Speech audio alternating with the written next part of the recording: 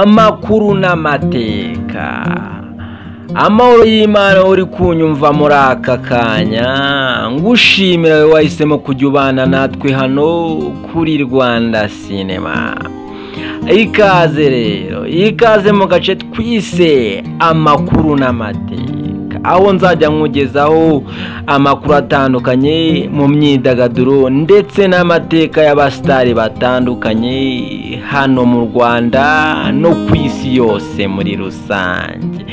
Muzajya mubana nanjye niyo mugabo Celestin cyangwa Seibi. Uyu munsi rero reka tugaruke ku muhanzi mwakunze muri benshi, mwakunze mu ndirimbo nziza harimo Nyigisha, Abisi, Agasembuye, Inkuru Ibabaje n'izindi. Na undi bamwita Nasone. Ngira ngo murabizi uyu muhanzi yubatse izina rikomeye mu muziki nyarwanda kuva 2009. Yongeye rero ubu ngubu kugaruka asubukura gukora indirimbo ndetse no kuzitunganya nyuma yo kumara iminsi itari mike yariheje muri aka kazi, kandi yaragaragaje ko afite imana ikomeye cyane. Nasone buriya indirimbo ze nyinshi yarazikoreraga. Umuhanzi ufite ubuhanga bukomeye mu bijyanye no gukora umuziki ndetse no kuwutunganya, ni iby'agaciro kumugira hano mu Rwanda.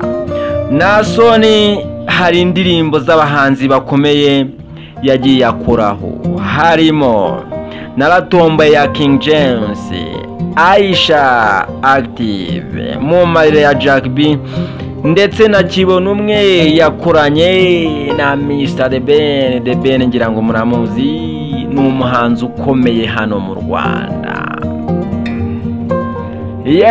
Nyemerera tugaruke ku nkuru yashimishije abanyarwanda ndetse n'abakunzi ba Nasone. Ubu ngubu Nasone yamaze gufungura studio ye nshya irimo ibikoresho bikomeye, iri mu murenge wa Nyakabanda mu karere ka Nyarugenge.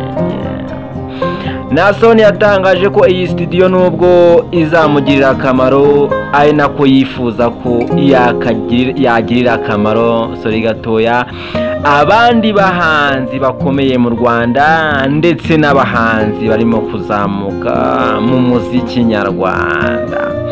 Nasone yagize ati, iyi studio nayikoze mu rwego rwo kugira ngo ibikorwa byanjye bigire umurongo. Yagize ati, nandika indirimbo nifuje ko najya nzandikira muri studio yanjye. Mu yandi magambo Nasone yatangaje, yavuze yuko iyi studio igiye kongera kumwunga n'abakunzi be bamaze iminsi batamubona, ko agiye kugaruka ari mushya n'indirimbo nyinshi kandi zengetse kandi ziryoshye.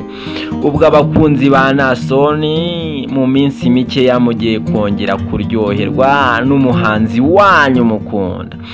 Nasone yavuze ko iyi studio izafasha kandi abahanzi bakizamuka bakabona ko atari studio yaje kumuteza imbere nka Nasone ku giti cye, ahubwo ari studio yo kuzamura umuziki nyarwanda muri rusange. Yavuze ko usibye kuzaba arimo nka producer, azajya afatanya n'umusore mushya witwa Sambi. Nasone rero kabisa kudeshapo, igikorwa nk'icyo ngicyo ni igikorwa cy'ubutwari, gutekereza na barumuna bawe bakiri inyuma bakizamuka, ukavuga uti reka mene ubwatsi, reka nshore ifaranga nkore studio ikomeye na barumuna banjye babonereho. Turagushimiye rero cyane, turagushimiye twese nk'abanyarwanda Nasone ku bw'inkunga yawe muri muzika nyarwanda. Ngayo nguko rero ibya Nasone. Niba ufite impano yo kuririmba, nukugana Nasone akabakorera ndetse akabafasha. Thank you so much we twabanye ukunda ibiganiro binyura hano kuri Rwanda Cinema, by'umwihariko ukunda iki kiganiro twise amakuru n'amateka. Nge twabanye rero ngiye gutegura ikiganiro kandi nkabona kikugejejeho. Nitwa Niyomugabo Celestin cyangwa Sebi. Imana ikomeze ibarinde. Ciao ciao.